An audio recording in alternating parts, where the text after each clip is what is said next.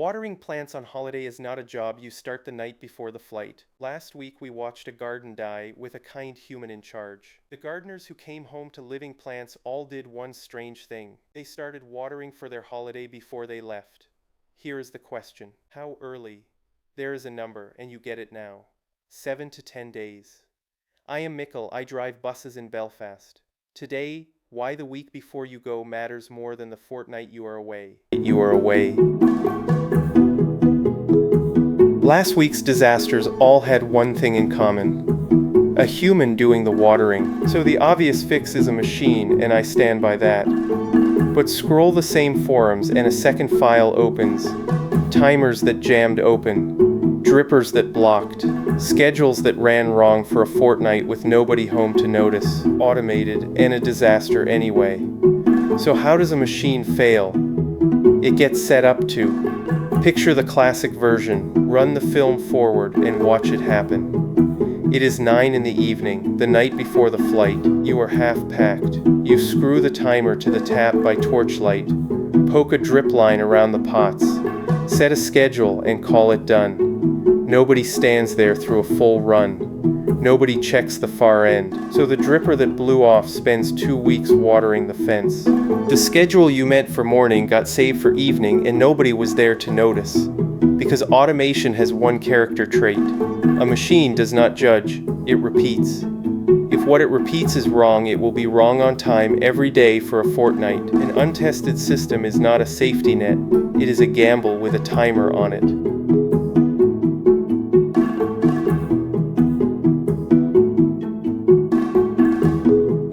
So here is the rule. In full, fit the system 7 to 10 days before you leave. Then let it run for real for at least 3 days. Ideally a full week. Why so long? Because you are waiting on 2 clocks. The first is the repair clock. When the test week finds a fault, and it usually finds something, you need days in hand. Time to buy a fitting, swap a dripper, move a line and test again. Find that fault the night before the flight and you can do nothing but worry about it from the beach. The second clock belongs to the plants. Remember last week, a pot in trouble hides it. A plant that lost its dripper on Monday can look perfectly fine until Friday, so a quick test on installation day proves almost nothing. It proves the valve opens. It does not prove the water is landing where the roots are, in the amounts they need day after day. One evening tells you the timer works. Only a week tells you the garden works. Holiday watering starts a week before the holiday. That is the rule.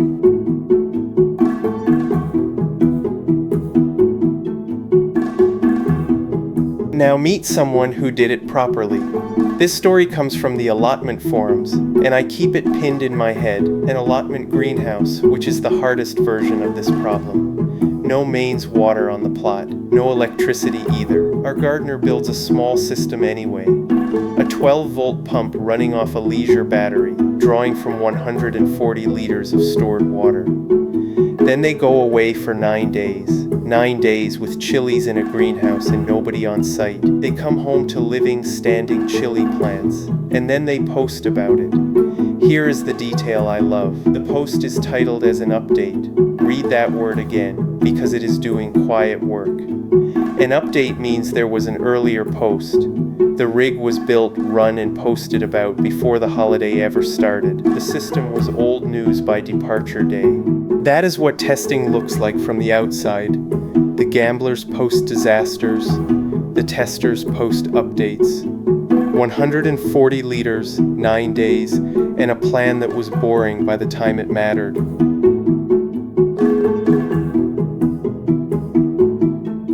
So what does the test week actually catch? Let me borrow something from work. When a bus route changes, we do not load it with passengers and hope. A driver takes the empty bus round the new route first. It is called a dead run, no passengers, no stakes, every problem found while it is still cheap to fix.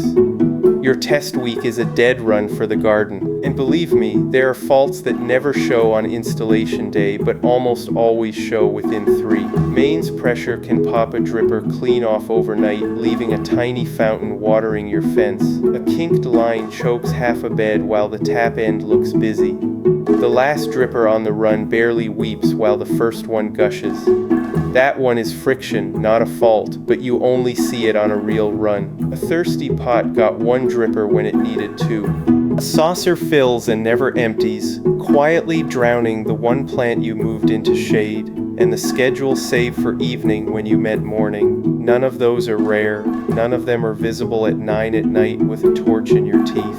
3 days of dead running finds the lot.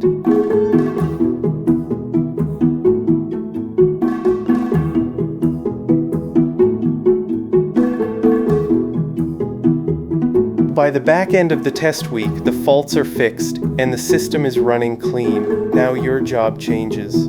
For the last 48 hours before you leave, you stop being the mechanic and become the record keeper. 4 things to write down, and they take 1 evening. First, count the drippers at every pot and note which pot has how many. Second, lift each pot an hour after the morning run. Your hands already know the difference between heavy and light, and weight is the truth about water. Note anything that feels light. Third, hunt for standing water.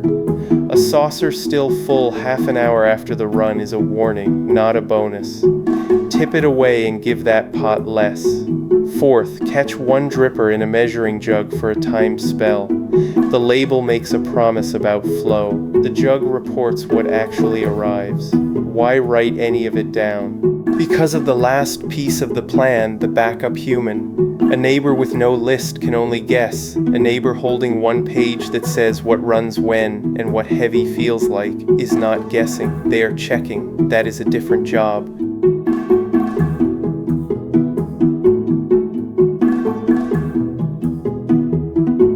Now for the hardest passenger on the route, the greenhouse, out in the garden. A rainy week can carry your borders while you are gone. Under glass, nothing arrives unless you send it.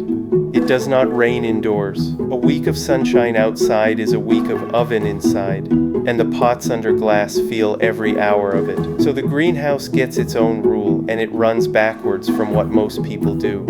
Before you automate the watering, cut the amount of watering the place needs. 5 moves.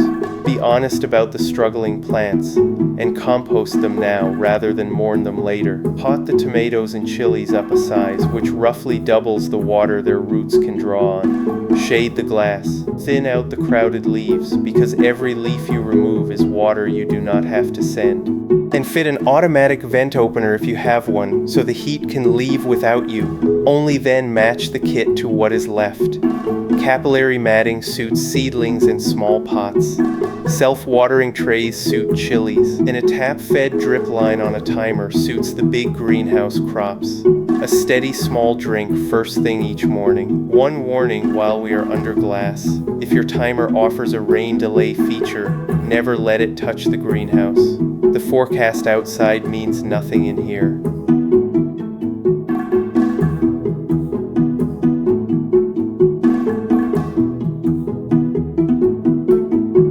And matching the kit to the plant is the exact reason my own tap wears a 4-zone unit. The Johgee timer splits 1 tap 4 ways, each zone on its own schedule.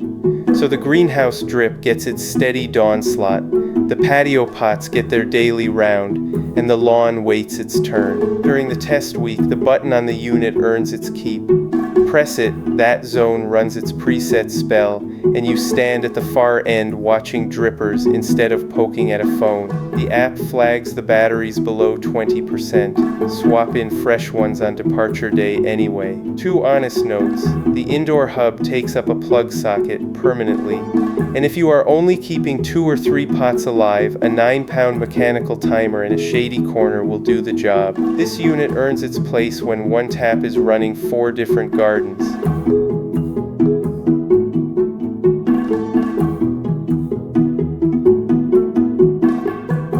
So let us build the whole countdown, back to front. 2 weeks out, Do the groundwork from last episode, but this time with dates on it. Cull the strugglers, pot up the precious things, huddle the pots into shade. 10 days out, fit the system, give the greenhouse its own zone, separate from the pots and the lawn. 7 days out, begin the dead run, the system waters, you walk past it daily with your coffee and just look. 2 days out, run the audit, count drippers, lift pots, hunt for standing water, jug test one dripper, and write the lot on one page. The day before, hand that page to your backup human. What runs when, what heavy feels like, and one line that says which pot to worry about first. Departure morning, 3 small jobs. Water everything through by hand so the system starts with a full tank behind it. Check the tap is open. Fresh batteries in the timer. Then the hardest step on the whole list, get in the taxi. The garden is running on a tested schedule now. Whether you are in Belfast or Benidorm, it does not need you watching. That was the point of the week.